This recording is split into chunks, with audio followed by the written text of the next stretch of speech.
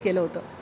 SIT कडे असणाऱ्या गुन्ह्यांमधील पीडितांचे आक्षेपार्ह व्हिडिओ जे आहेत, जे प्रसारित झाले होते, त्याच्या एकूण 4650 लिंक्स SITच्या सायबर टीमने, आपली जी टीम आहे 24 लोकांची, यामध्ये 4 लोकांची सायबर टीम आहे, या सायबर टीमचं पूर्ण वेळ कर्तव्य हे होतं की प्रत्येक काही मिनिटांनी काही नवीन अपलोड झालंय का ते शोधणं आणि त्याला रिपोर्ट करणं। सो आपली ही जी SITची सायबर टीम आहे, तिने महाराष्ट्र सायबरच्या मदतीनं आतापर्यंत 4650 लिंक्स ह्या डिलीट करून घेतलेल्या आहेत।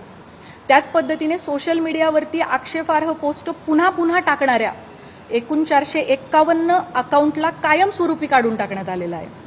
पीडितांचे आक्षेपार्ह व्हिडिओ प्रसारित केल्याप्रकरणी आतापर्यंत 2 गुन्हे देखील दाखल झालेले आहेत।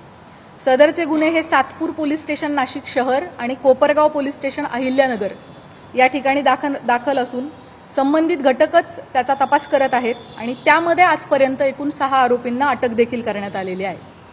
दिल्ली उच्च न्यायालयाने अलीकडेच एका विनयभंगाच्या प्रकरणाशी संबंधित बदनामीकारक स्वरूपाच्या सोशल मीडिया पोस्ट्स काढून टाकण्याचे आदेश दिलेले आहेत आणि आरोपीची प्रतिष्ठा जपण्यासाठी आणि त्याला निपक्ष सुनावणी मिळण्याची खात्री करण्यासाठी न्यायालयाने ही स्टेप घेतली होती।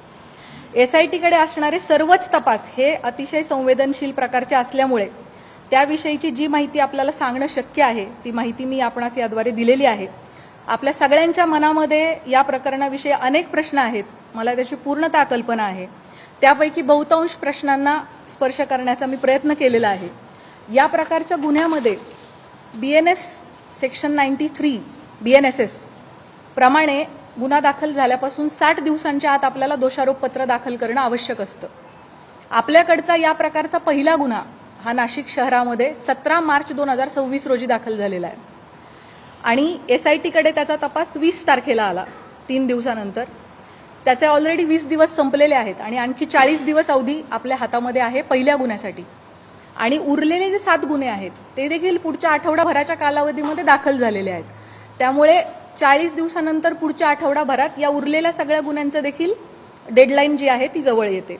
त्यामुळे असं आपण म्हणू शकतो की 40 ते 45 दिवसांमध्ये या 8 गुन्ह्यांचा तपास आपल्याला पूर्ण करणं आवश्यक आहे।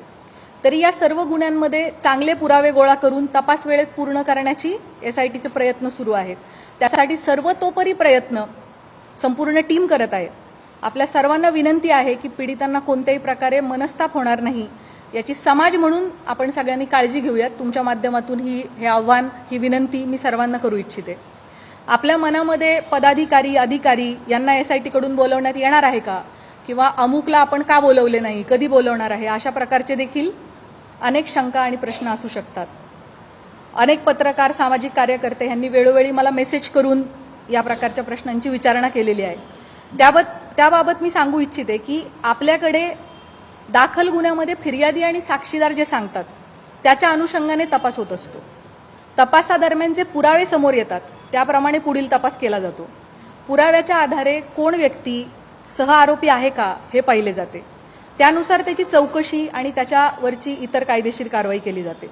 त्यामुळे या गुन्ह्यांच्या बाबतीमध्ये देखील हा गुन्हा घडण्यासाठी मुख्य आरोपी सोडून इतर कोणी कारणीभूत ठरलं आहे का, कोणी याची इकोसिस्टीम निर्माण करण्यामध्ये सहाय्यभूत ठरलेलं आहे का, या अंगाने सुद्धा आपण तपास करत आहोत। या गुन्ह्यांची पार्श्वभूमी तयार करण्यासाठी कोणी मदत केली आहे का, याबाबत पुराव्यानिशी जर आपल्याला निष्पन्न झालं तर त्याविषयी निश्चित कायदेशीर कारवाई केली जाईल।